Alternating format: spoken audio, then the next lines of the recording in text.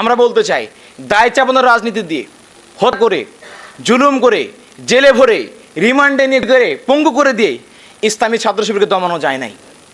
হাসিনা পারে নাই। আগামী দিনে এদেশের কোনো অপশক্তি যারা আধিপত্যবাদের দালালি করে তারা কখন ইসলামী ছাত্র শিবিরকে দমিয়ে রাখতে পারবে না ইনশাআল্লাহ। সংগ্রামী ভাইরা, শুধু বলতে চাই, এদেশে জুলুমের অবসান একদিন হবে ইনশাআল্লাহ। এদেশে ইসলামের পতাকা, ইনসাফের পতাকা, কালেমের পতাকা একদিন উঠবে ইনশাআল্লাহ। এবং সেই পতাকার সবচেয়ে গুরুত্বপূর্ণ অংশীদার হবে ইসলামী ছাত্র শিবির।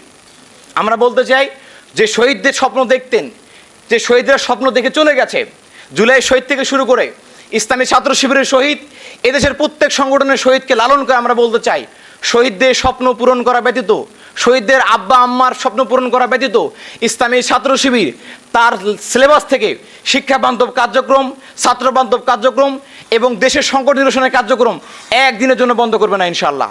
শুধু আমরা বলতে চাই একটি কথা, ওলা তাহিনু ওলা তাহাজানু ও আনতুমুল আলাউনা ইন কুনতুম মুমিনিন।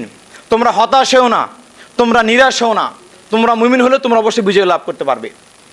ওয়া খুরা তুহিব্বুনাহা নাসরুম মিনাল্লাহি ওয়া ফাতহুন কারীব ওয়াবাশশিরিল মুমিনিন। আগামী দিনে ন্যায় এবং ইনসাফের সমাজ তৈরির যে রাস্তা আমাদের শহীদরা তৈরি করে দিয়েছেন, সেই শহীদদের রক্ত আমাদেরকে প্রাণ শক্তি যোগায়, আমাদের সাহস যোগায়, আমাদের প্রেরণা যোগায়। শহীদরা আমাদেরকে দেশের জন্য, ইসলামের জন্য জীবন দিতে এখনও প্রেরণা যোগায়। সেই শহীদ ভাইদের শাহাদাতকে আল্লাহ রাব্বুল আলামিন কবুল করুক।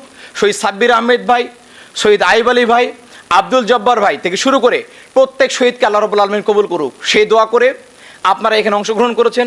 সবাইকে ধন্যবাদ জানিয়ে আমার বক্তব্য শেষ করছি। বাংলাদেশ জিন্দাবাদ, ইসলামী ছাত্র শিবির জিন্দাবাদ।